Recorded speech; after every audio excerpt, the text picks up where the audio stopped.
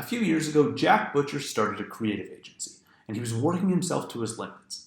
He had all sorts of designs and creative strategies that he had to give to all sorts of clients who had all sorts of goals. In short, his efforts weren't compounding over time. Then he stumbled across Naval Ravikant's famous How to Get Rich Without Getting Lucky tweet storm, and a light bulb went off. So, inspired by Naval's tweet storm, Jack Butcher set out to productize himself. That is, to leverage software and media to share his design knowledge with the world at scale. Now, fast forward 18 months to today, and Jack's built a business that's now doing $100,000 a month in revenue with zero marginal costs. He's also got a brand, Visualize Value, that has over 150,000 followers across different social networks. And the other day I got to chat with Jack, and we talked about how he got started building Visualize Value, some of the early experiments he ran along the way, and the importance of building a community and a brand on the internet. Hope you enjoy our conversation. What's going on, everyone? Today I am here with Jack Butcher. Jack runs a course and a design brand called Visualize Value. If you've seen him on Twitter, you'll know his stuff. He's got black and white and geometry built into all these quotes and ideas from interesting people. And today I want to chat with Jack about how he built this brand. So Jack, walk me through the history of Visualize Value and what you were doing before that. 5-10 years before you had an agency, you were working with folks at an agency, and then you had your own. Talk to me about how that led to the creation of Visualize Value. Sure. So I guess a graphic designer by trade. So I studied graphic design at university in 2007, graduated in 2010, and upon graduating just was looking for work experience and did a couple of different internships in different agencies. Some of them were like very specific traditional graphic design agencies, so building brands from scratch or developing advertising material. And eventually, this is a long story, but I moved to New York in 2010 on a bit of a whim and managed to find a introduction to a guy that had started a design studio on Craigslist, of all places. And that turned into a proper job for a couple of years. And that was kind of like the foundational, I guess, the commercial, like the accelerant for like understanding graphic design commercially. So I worked in New York in this really small studio for a couple of years, and we worked with all sorts of different brands. So Ralph Lauren was one of our flagship clients. We have this really like high-end brand stuff, and we work with really tiny like new businesses to build brands and launch companies and things like that. So got a good sort of spectrum of experience there. Then moved on, probably had about 7 or 8 jobs before I decided to make the leap into business owner territory. So I worked at Bloomberg for a little while, worked at a couple of bigger agencies, like big global 14,000 global employee agencies that, again, working with Fortune 500 clients, building big systems and campaigns and getting a little bit of exposure to the economics of an agency. And I think towards the like 7th or 8th year, but the 8th year, I was working at I was a couple hundred people, really small agency. And I'd kind of climbed the corporate ladder enough to be exposed to the economic conversations. So when you join a company as a designer, you're like completely isolated from that at the bottom end. Like you're just like, here's the thing you need to do, produce it and like send it to whoever needs to see it, right?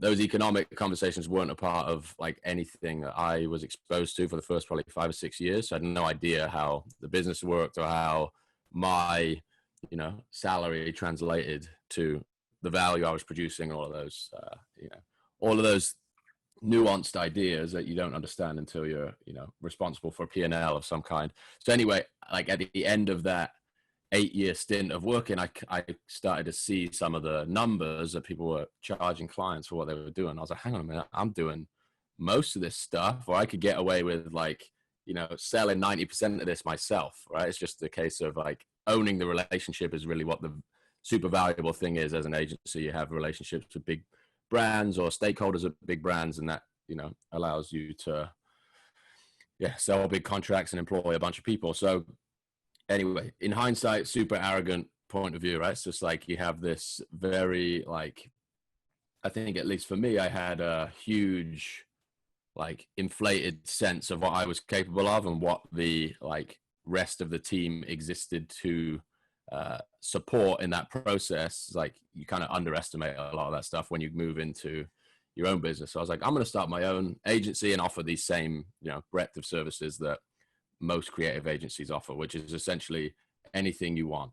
So if you're a brand and you need a video made, you need a website built, you need a campaign run, you need emails written, whatever. So I was like, yeah, I could do any of that stuff. And quickly realized after 3 to 6 months, like, you know, if I don't get specific here, then I'm going to, like, you know, physically perish, because you're just so burned out and stretched across all of these different things. You don't necessarily have depth of expertise to deliver on all of this stuff, but it's, again, it's like the attitude of, like, say yes now, figure it out later, and still produced good work, got results, but, like, at the expense of, like, your personal life massively. And also just, it's kind of this situation where the more work you get, the more successful you are perceived to be on the outside, the harder your life gets and the harder it is to make money. It's a really weird paradox where you think, like, you're going to break through if you only just get another client, or if you only just get another type of project. And it's the, you know, the lack of consistency or the lack of underlying system that just makes the business get, like, more and more and more unwieldy with time. Right. So visualized value actually came as a response to that sort of burnout or just feeling of overwhelm and lack of, like, specific direction. So looking back on the things that I'd picked up kind of across all of those different jobs and for all those different clients was this, you know, as a small agency, like, we would win business based on our ability to pitch. So all of the pitch documents that we produce in that short, like, 6 to 9 months are just, like, visualizing strategies and articulating these very nuanced ideas and helping brands understand their business and their relationship with their customers.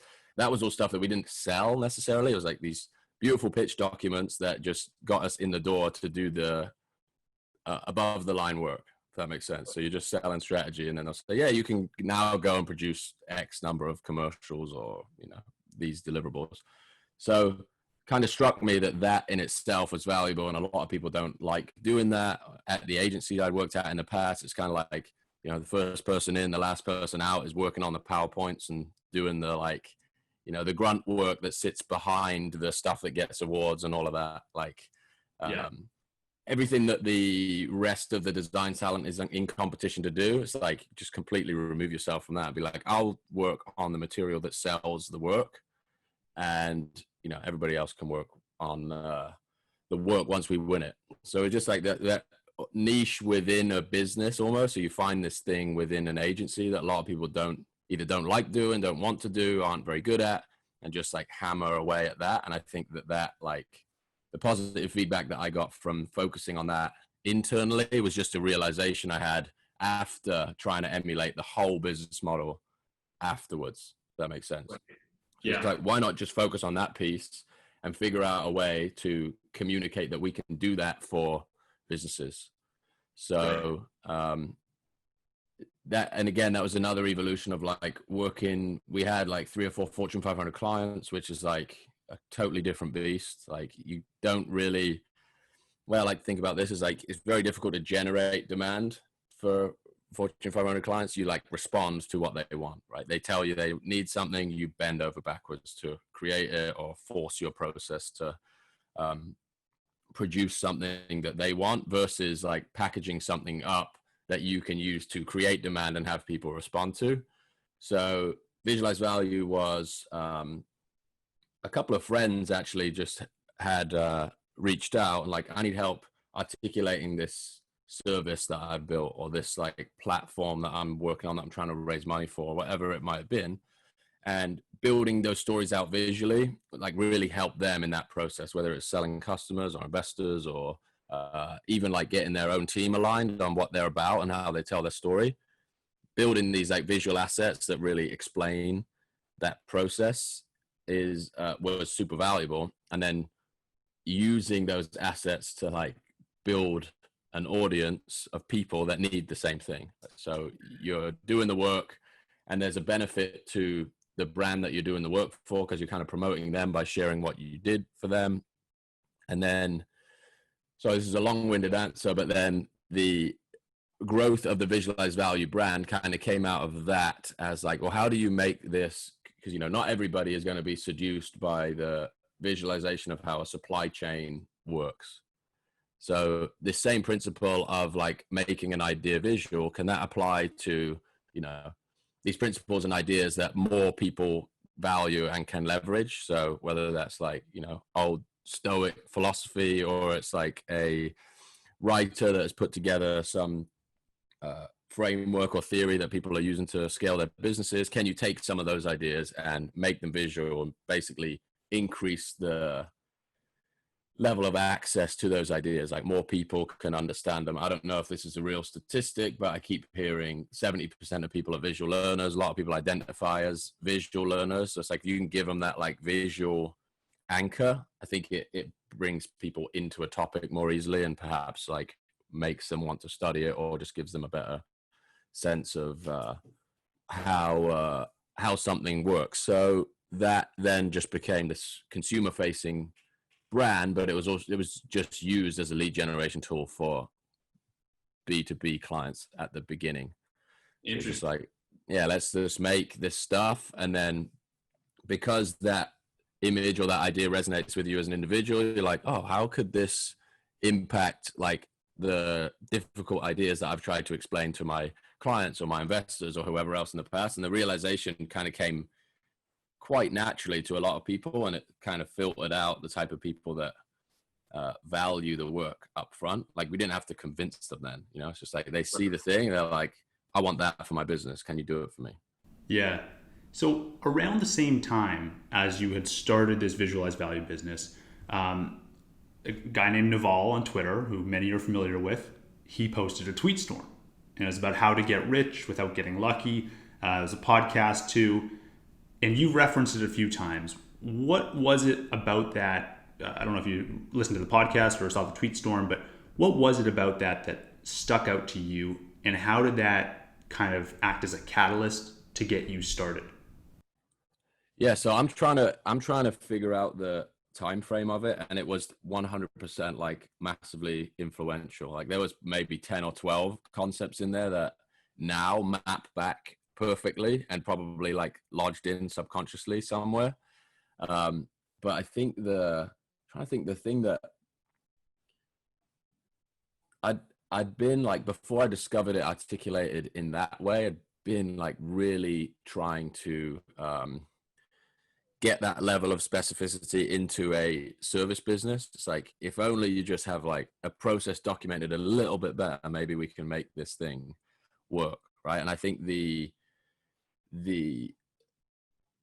suggestion to like leverage software, or the definition of software and media, it kind of changed that perception for me a little bit. Like gives you a sense of the scale that you can achieve with software and media. And in my case, early on was media, right? It's like you could use media to basically go out and work on your behalf to identify your perfect clients. Even if you're just running a service business, like leverage the internet to publish media that goes out and basically seeks your perfect clients.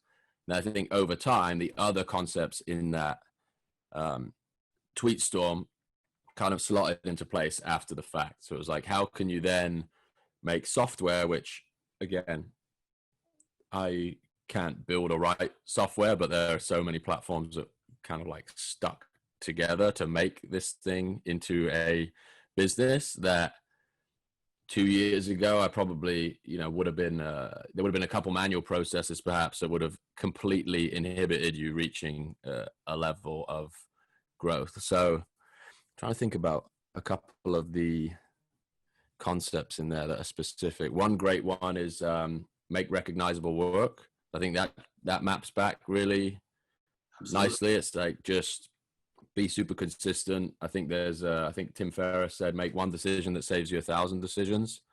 It's another idea of like, as a designer, you can get stuck in this like stylistic exercise where you're picking typefaces and colors and like photographs and all of this, like, you know, superfluous in some ways, versus like, here are the restrictions. I'm going to use this typeface, black and white, geometric shapes, and that's the restriction I'm imposing on myself. And if I can't articulate an idea with those restrictions, then that becomes my inability to communicate. Like that, like transfers a responsibility onto me. It's not about like the way something looks. Like it's not about making something look pretty. It's about making something resonate more widely. So that was a really powerful idea in there. But yeah, if I pulled it up, I bet you every single one of those tweets, there's something in there that is now like, I think subconsciously lodged, but became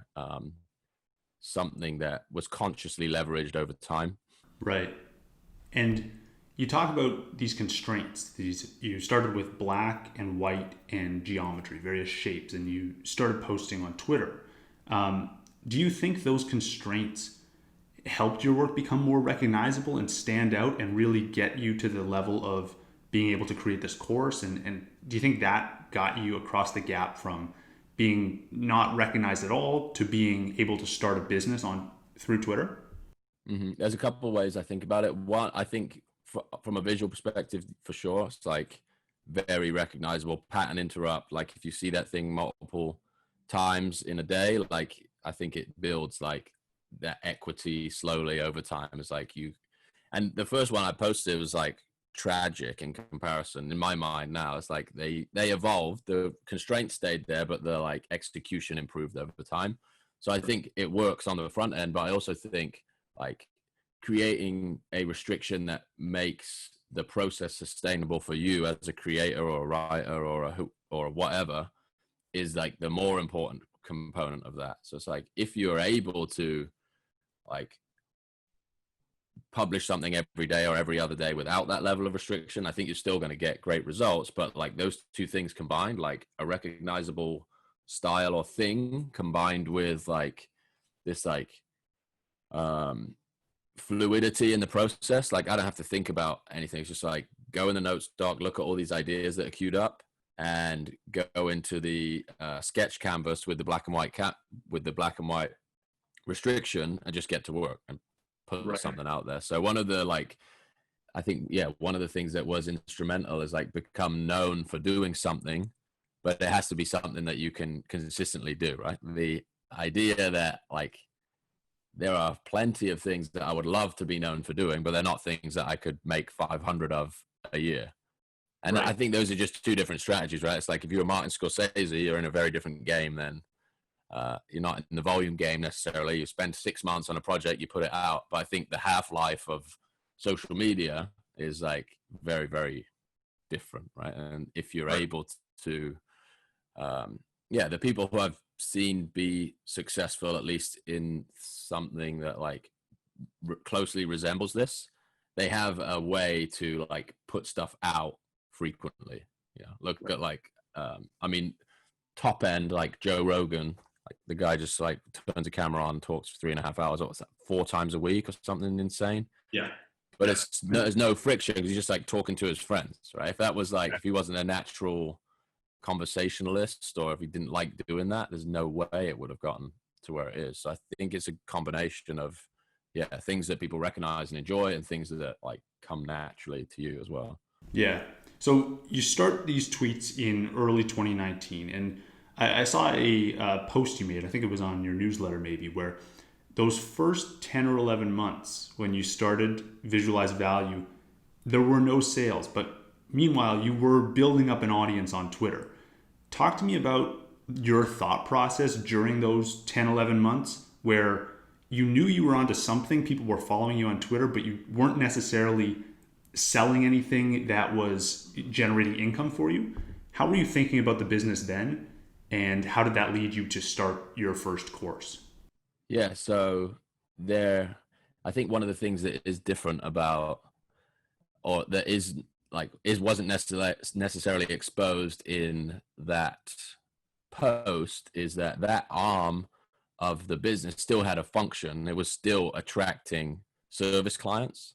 Right. So you're building relationships, and you have like the size of that audience and the legitimacy you build up on the front end. Like, even if you're not directly monetizing visualized value as a brand for 12 months, clients that want to have their business visualized see that that account has 20-30,000 followers and like all of this attention, and that increases the value perception of our service business. So our price continues to increase on the back end, right? It's like people get in touch like, I really need help with my investor deck. And like back when we were just any old agency, like it's just kind of a race to the bottom situation, right? This agency said they're going to do it for this agency said they were going to do it for that. There's no like distinct differentiator there. So there was a like, I guess a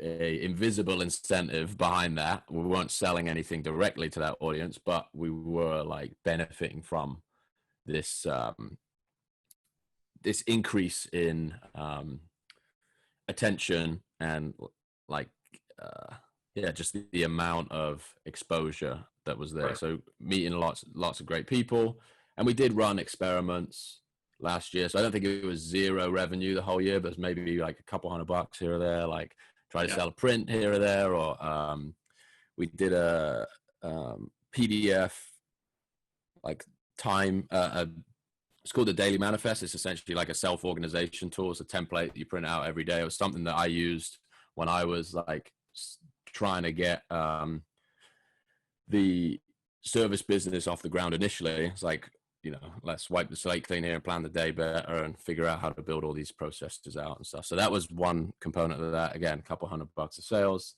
experimented with community last year. And then I think the legitimacy that came from a brand that could build 50,000 followers in a year and has a very distinct style and a very like specific way of thinking about visualizing an idea, that becomes a valuable skill that you've built, like this captive audience. You have this equity in the market, this goodwill that you've been putting out for a year. And it's like, hey, if you'd like to learn how to do this, here's how we think about it. And here's, 10 years of experience essentially condensed into a process that you can go through in half a day and get on your way to start learning how to do it yourself. So kind of came naturally from there. And I think what's interesting is you can approach it from both ends. I think if you have this experience in the service industry and you can like really increase your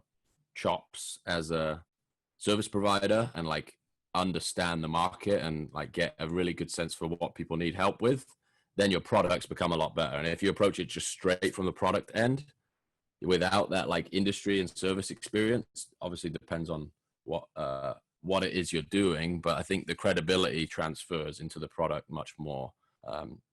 There's much more equity that you can pull from, hey, we've done this professionally for X number of years and it's getting results for all of these people. So yeah, that's I think for the first year it just felt like it was still this engine that was getting us results in some way. It just wasn't being directly monetized.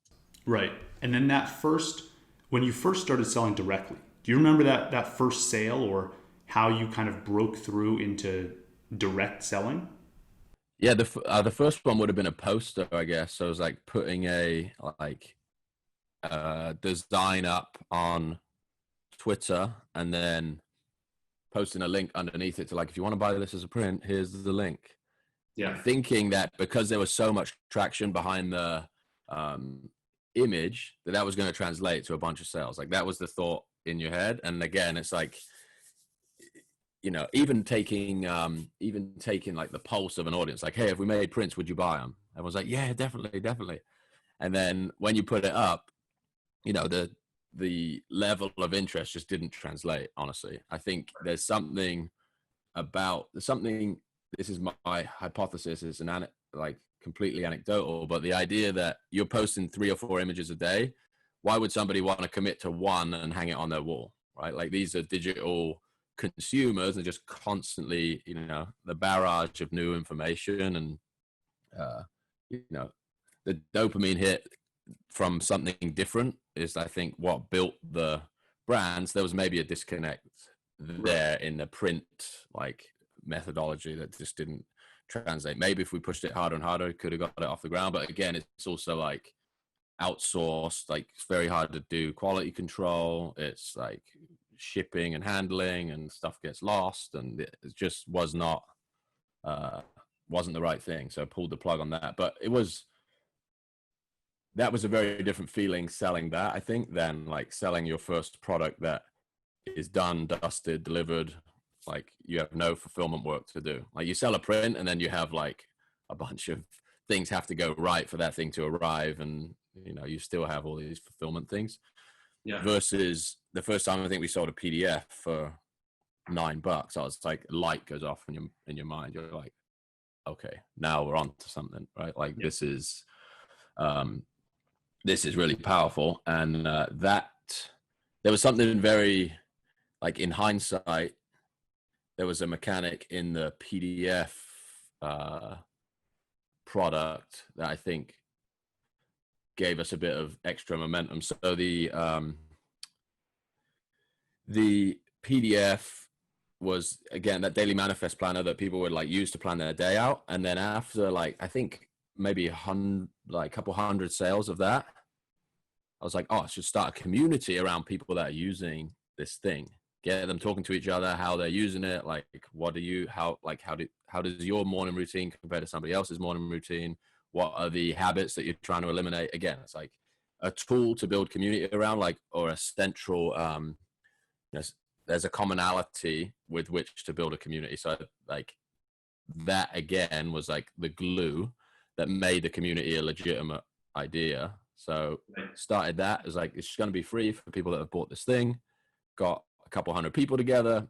And then that, I think, became a really good, very fertile ground for like understanding what people wanted next, or what people are interested in, what people are struggling with. All of those questions and conversations then informed like, okay, now we should make more elaborate and comprehensive like training materials that help people like grasp some of the concepts that have made the rest of this journey possible. Right. So you have this breakthrough moment with this daily manifest PDF, and this, you said $9 for its PDF. At what point did you go, okay, this is something we're onto here. Now let's go to a course. Like, how long did it take you to get to the course? And what was the process along the way? Did you go through iterations? Because the course was a hit, right from the get-go. It was really well received. And so I'm curious to know about your transition from PDF as you build this community to then course. Yeah, so actually there's a step between that as well. So the daily manifest was a thing, sales like trickling in for that thing. Like, at one point I think we were doing $50, $100 a day, like reasonably consistently. Like, we'd talk about like that kind of content was in the social stuff we're putting out. Like, it was about, self-organization and how to like overcome X and, organize your day better. So there were sales coming from that. Then the community was like just this sort of bonus idea that came with the manifest. People started trickling into that. Then it was like, okay, so how can we make this community more valuable? We got all these people together that are like majority business builders or aspiring business builders, entrepreneurial, like, trying to create an income stream separate from their like job for the most part. So then it was, before the courses came about, it was like, let's make this community more valuable and more structured. So we built like more organized Slack channel. We have Mighty Networks as a platform that you could sort of host video and do weekly calls on there, and built like a curriculum of ideas out for people in the community to consume. So it was like a combination of the stuff that we'd already put out on YouTube and just like answers to questions that consistently came up Right. in the community. So, you know, people that are trying to transition from service to product, how do I think about it? How do I, you know, how do I transition from the only solution to my problem being to hire more people to like thinking about like packaging my product or service differently and like, you know, getting a little bit of scale and like repetitive processes in a business. So it was like answering questions like that, making a like curriculum. And then the course actually came about, you know, David Perel. Yeah. He commented on something, and I always like kind of had it in the back of my mind, but just didn't have an idea for how many people were actually interested in learning it. Like there was obviously interest in just what it produced, like the front end, I think people are interested in, but how many people actually want to like get their hands dirty and make the stuff. Mhm. And I think he commented on something and said, I don't know, I would love to learn these skills, or I can't remember exactly the wording. So I just like took that, put a little retweet on it and said, would anyone be interested in a course that details like the philosophy and the process behind visualized value? And it just like took off. So there's a bunch of interest in that. And I was like, all right, cool. Got my answer. So a week, I was like, I'll launch something in, I think it was a week. So it'll be done in 7 days. And did a pre-order on Gumroad, I think. Gumroad based on the pre-order just because it handles pre-orders. I'm not sure there's any more logic to it than that, because we already had a Shopify store, but for some reason did it on Gumroad because just saw people doing being able to launch pre-orders and collect, you know, you don't collect payment until you deliver the stuff, which I think was you know, that was kind of a important component of it because we're doing it for the first time.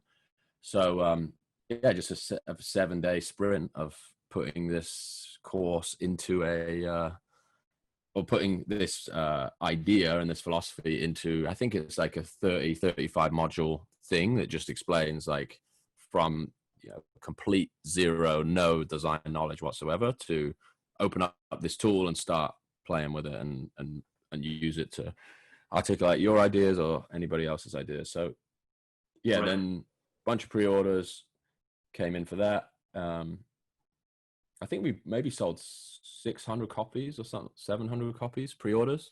Wow. And this was a price. What was the price point of it originally? $99. $99. Wow. So that was all in this, all coming from this one retweet, mostly, or? It's essentially, yeah. Well, I think one of the great things about launching it on a short time frame is that you can like hold the attention of people for the duration of that launch. So it's like you watch the demand be created. It's like, who wants this thing? Everybody raises their hand. It's like, okay, in 7 days you'll have it. Just click this link. And then for the 7 days, it's like we just show a little bit of a sneak peek of what's inside it that keeps actually selling the product in the lead up to the launch. It's like day one, working on this. Okay. Like, and I think people that were skeptical about what's inside, or, you know, didn't want to pull the trigger until they knew exactly what was happening, was just kind of holding off until they saw that stuff. So yeah, I think, yeah, we did maybe 600-700 pre-orders. And then waited a week or so, or a couple of weeks, and then sent an email out and say, hey, how was the course? Can you provide us some feedback, write us a couple of reviews? And then the social proof just became another, like, just an exponent to keep pushing people back to, like, considering the thing. Like, people who had no design experience that came in, got something out of it, would write a really nice review. And I think people are used to paying like thousands of dollars for courses that don't necessarily teach them anything tangible. So I think there's a competitive advantage in making it like reasonably affordable. Like if you go and apply these skills, you could make your investment back fairly quickly, even if you're just doing it as a service provider, right? Exactly. So yeah, go on.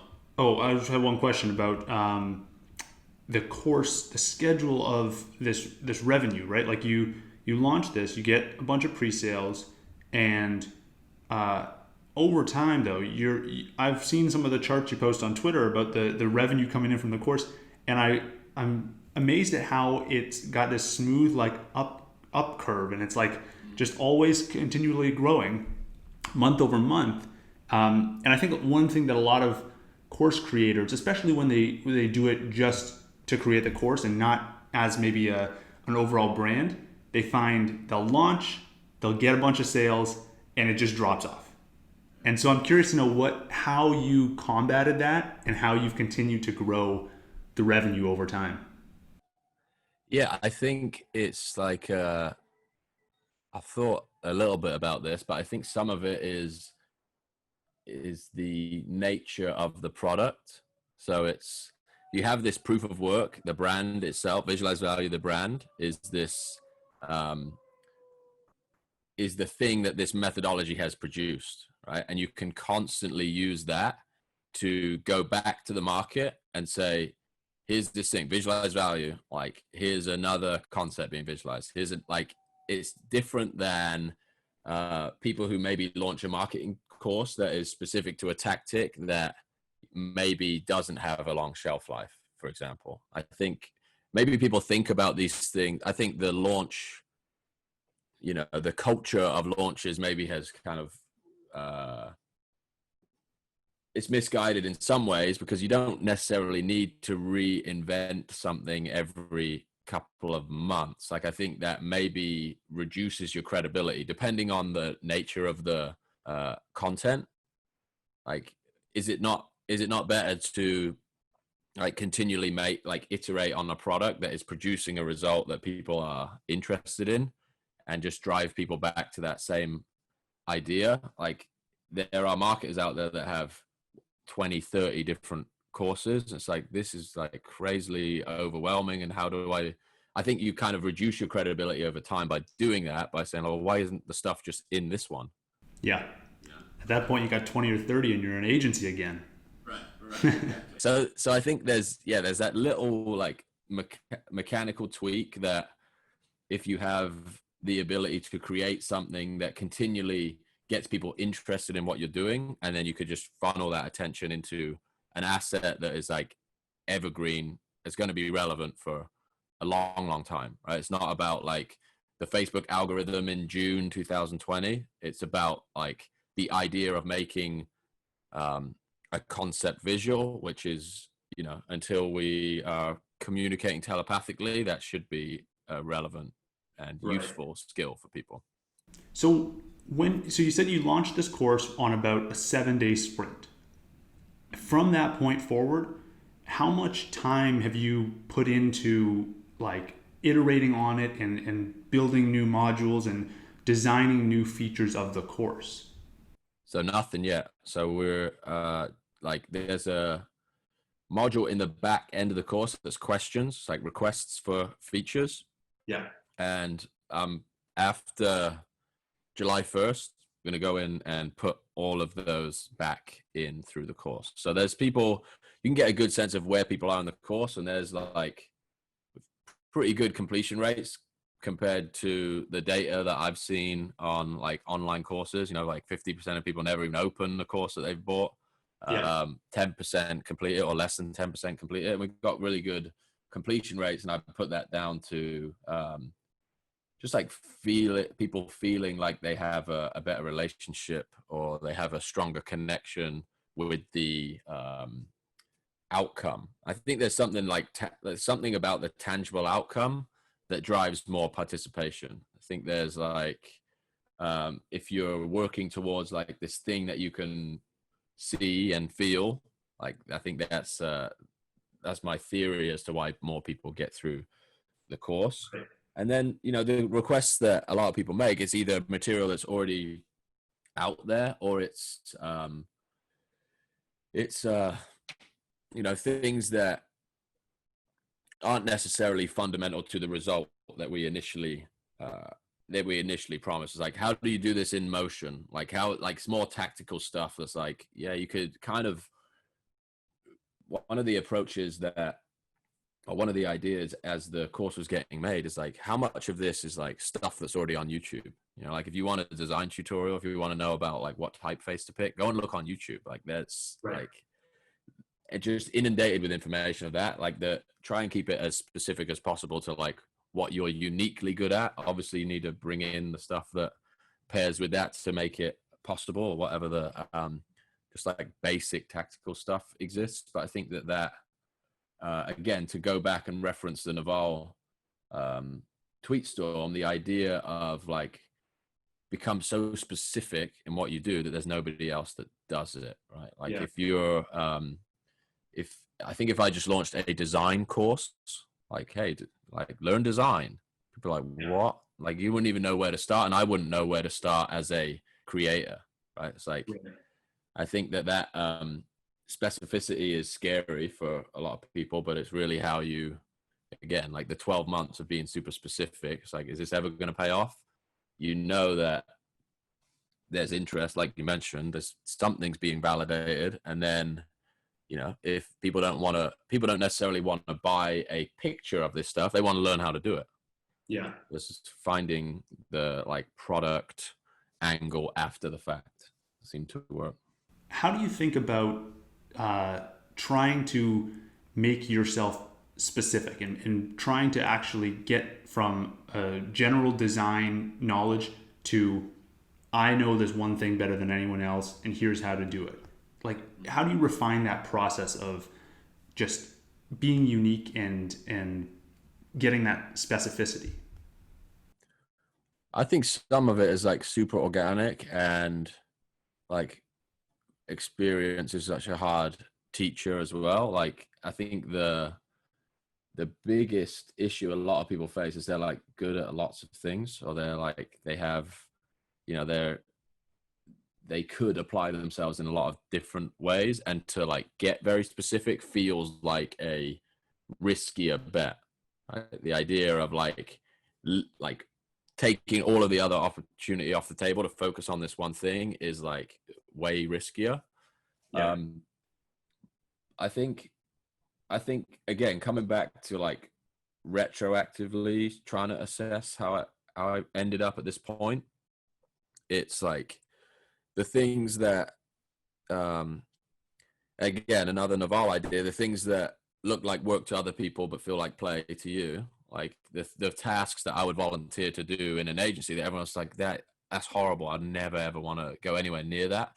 And I've noticed this with a lot of people, like there are things that I hate doing. Like I'm not that, I say not that, like not very analytical, I wouldn't say, into like I can't stare at a spreadsheet of numbers for an hour. Like I'll do it if I have to get it done, or there's something that requires me to look at that stuff, like to, you know, stay compliant with some legal thing, but there's no chance I'm doing it out of like interest. So Right. like those like little signals you get of the things that like can steal your time without you even consciously thinking about it. It was like a combination of a skill that I built up that wasn't necessarily, I mean, I don't know about the passion idea. Like there's a weird relationship between just like, you can become passionate about something just by being good at it, right? The feeling you get from doing something that like helps someone or someone else can't do, or a team can't complete without you. Like I think the feeling that you get as a result of like producing a result is what people are passionate about, not necessarily like the very tactical application or the, you know, the one-off Right.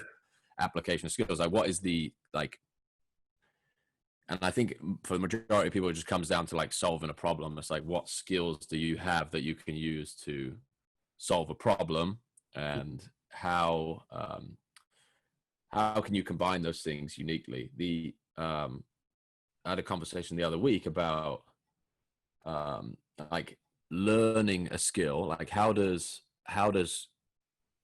you like train yourself to like commit to a skill? And I think one of the things that I discovered with visualized value is those ideas that I was taking as input to drive the creative process is what like really kept me at it. You know, it's like you kind of combine your tactical or your vocational skills with something that you are like irrationally interested in and want to help others like see or want to communicate to others. So it's like discovering all these ideas that are helping me think more critically about my business, and I have this skill set of graphic design that I can combine with that to make this stuff more accessible to other people.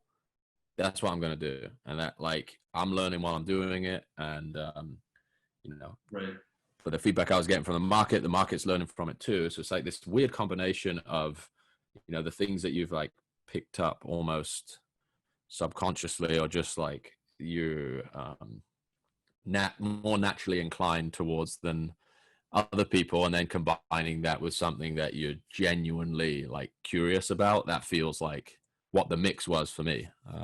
Yeah. And other people that have had that experience tend to have corroborated that story. Yeah. So you have this unique set of skills now, and you've whittled it down to what you're the best at.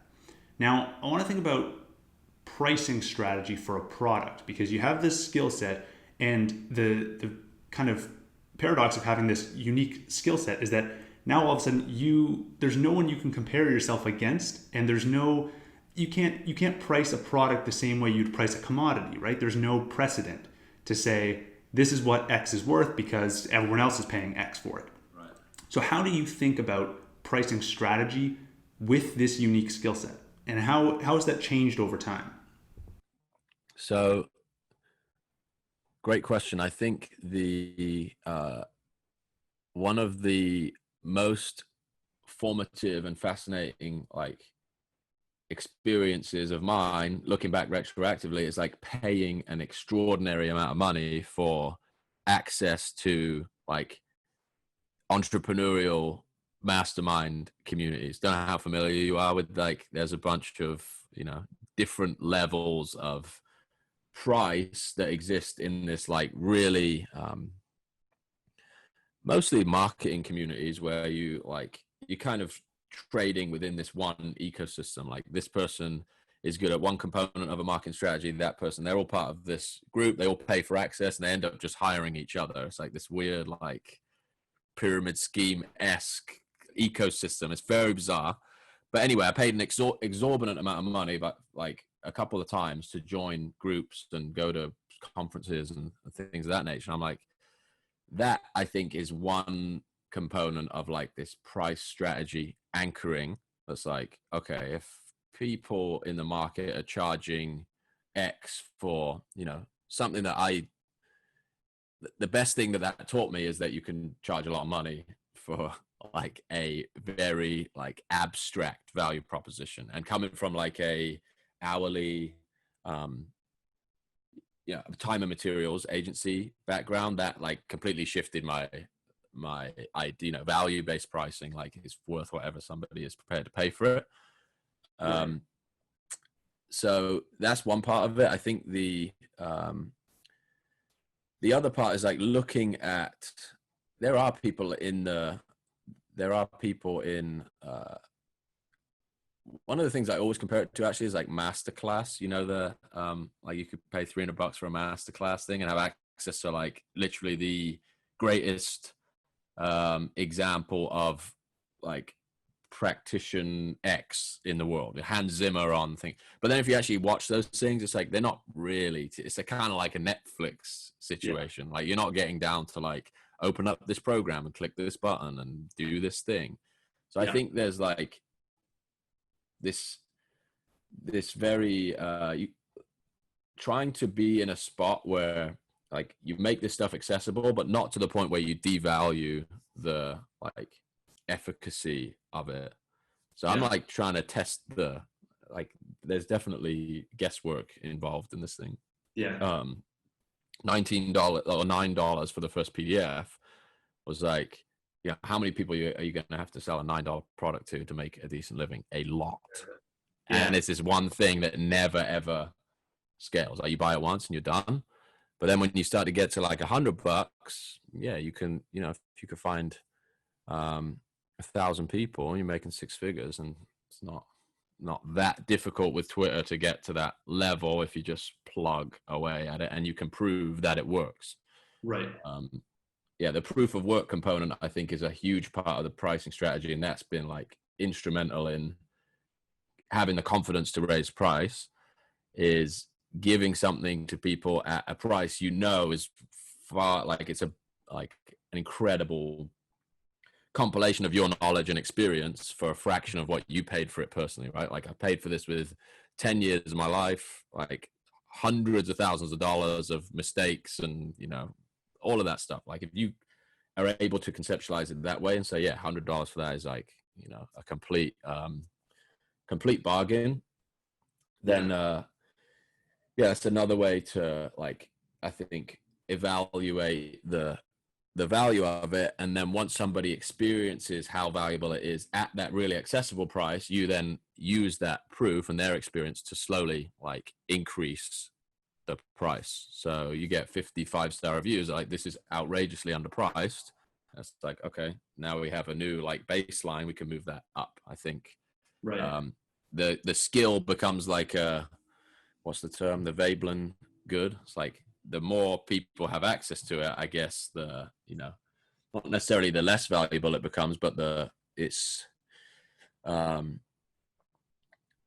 up to a point, I think it becomes more desirable. So I think there's still a ceiling, like, there's still plenty of, like, airspace above on the Right. pricing strategy on the course stuff, because there's a lot of the feedback I get is like, well, I paid thousands of dollars for courses, and most of the time they're kind of a little airy and not necessarily tangible outcome at the end of them.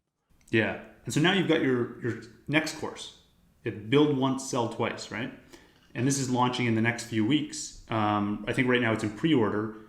It's been getting a lot of buzz on Twitter. Talk to me about what makes this course different and why you decided to build a second course. Yeah. So if the design fundamentals thing is like about a specific tactic or outcome, it's like, here's how to learn this skill. What the intention of the build once, sell twice is like, how do you think about, like, the business of one as a model, right? Like, what, regardless of your skill set, your experience, your, like, professional, like, stature right now, how can this model of, like, one, leveraging social to build an audience around a very specific skill set, like, how can you, like, structure a service business to like, drastically improve the speed at which you, like, increase your credibility in an area, and then translate that to a product? Like, how do you generate those results, put those results out there, increase your credibility as a creator or a problem solver, and then essentially help other people learn the skill that you've built through that process? I think there's, like, a gap in the market for the kind of telling the truth about that middle piece of the equation. It's often, like, missed out of the narrative, like, go straight into product, or service businesses don't necessarily think about how they can translate their expertise to product either. So it's trying to cover off on everything I have learned about building, like, a scalable service business that makes you a better practitioner, and then how to translate those learnings into products so you don't have a cap on your income ultimately. Right. And this is something that's been enabled by the internet, right? Where you can do this build once, sell twice approach where, 10, 15, 20 years ago, maybe you couldn't. And I want to read off, I got one more question for you. I want to read off this tweet you had. It said, a tiny goal that will change your life. Make $1 on the internet. What is it about that dollar that's so important? I think it breaks, like, honestly, it's a paradigm shift for people. Typically, when that happens, you are not in a position you would normally be when how you think about earning money, right? Like, think you're sat at the office. It's like this disconnect from input and output, when that becomes like when that light bulb goes off in your head. Yeah. It's not about the amount of money you make. It's about the idea that you can produce something that is valuable and works without your physical presence. Like that Yeah. whole idea is just a completely nutty concept until you've experienced it. And like once you experience it once, I think people kind of get it. It's like a little bit there's a lot of like bad execution out there, right? Like there's a lot of stigma around like the anonymity that comes with the internet and the ability to just like the lack of barriers to entry. There's a lot of crap that comes as a result of that. So I think that for a lot of people, that stigma is very hard to break through, and they never really get to that point. But again, let's reference another how to get rich without getting lucky idea. I think it's in there. Is competing without software is like competing without electricity. Is that in there? I think so. Something like that. Yeah. So true. Like that idea really hit me between the eyes when, even if Visualize Value is the most popular Instagram account on earth, let's say, and we're only selling service work, there's like, you could have you have a wait list for 50 years. Yeah. And you could raise your price to however much, but you still are capped by the number of hours you show up in front of the laptop and make the stuff. And the margins, you have to pay people to help out. It's not the same. Yeah. It's nowhere like, and I think the real like interesting nuance about becoming really good and like really known for one very specific thing is like very quickly your time, like people want your time super quickly, so you have to make a decision, and right now I made the decision that like still doing some of that work is beneficial to the people that buy the product, Right. like fulfilling as a service provider. And to go back to your original point, like people trying to build like unicorn application businesses, it's just like, it's kind of a crazy risk to take when if you can solve a problem, then you can build a very decent consulting business or a very decent like design or agency or whatever practitioner business, just as long as you have this super specific definition as to who you serve and what result you generate. So I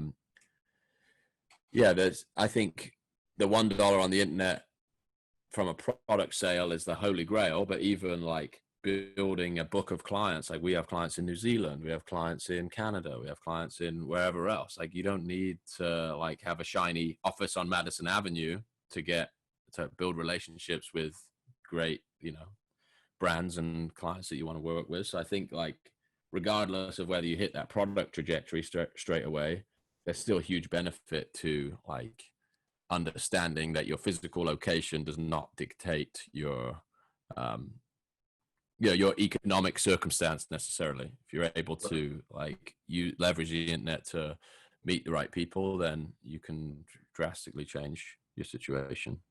Okay, so final question then. What is one piece of advice you give to someone who's trying to make their first dollar on the internet? So one of the there was this concept talked about a while ago, and I think I credit it, a lot of it to the growth of Visualize Value in the early stages, and it's called the permissionless apprentice. The idea that you don't need permission to work for the people you admire. There's like massive opportunity, and you see a lot of people doing this. I don't think everybody is executing it in a way that would like lead as smoothly to their first dollar as they could be. But if you think about like, I think the attention economy as an opportunity, what you can do to help other people like increase the amount of increase access to their ideas. So if you're like a great video editor, like the opportunity you have to like go in and find a podcast interview, let's say you take a 3-hour podcast with person X, you cut that up into 15 clips, right? Let's say that as an example. You go on Twitter, you tag both of the people having that conversation, you summarize the stuff, like curate this information, and then that output becomes a service you can offer to people. It's like, doesn't have to be at that end of the market, but you show what you can do with material that's already out there. And that's essentially what visualized value was. It's like, you don't need permission to create the deliverable that you're going to eventually offer people. So I think that's what holds a lot of people back. They were waiting for somebody to ask them to do something when, the thing that you can do is generate demand by, not asking permission in the first place. Like, take something that already has like this cultural equity or relevance, do somebody a favor by putting your own spin on it, or, curating it, and you will attract like attention that allows you to sell your service. And this is like specific to creatives. I think if you're like an analytical person, there's a different version of that, right? Like, can you, there's some kind of deliverable that you would put together that analyzes the performance of a business over the last quarter. Like, I think there's something for everyone exists. Like, translating your skills into something tangible and just sharing those tangible things on the internet, that, like, to summarize the advice, I think that would be it. It's like, just make something real that people can point at, and that generally will lead you into conversations with people that want that thing made for them. Exactly. And at the same time, as you said, with visualized value, you're helping everyone else out. You're spreading these ideas that other people have already mentioned, but you're doing it in your own unique way, and you're giving them additional exposure without any cost to them. So it's a win-win on both sides. Exactly. Positive sum stuff. Good stuff. Well, this was an awesome conversation. Thanks for hopping on the show. All the best with the second course, Build Once, Sell Twice. I'll put all the links in the description. And hope to have you on another time to talk about that course. I'm sure it'll be a success. And thanks so much. Thanks, Kevin. Appreciate it, mate.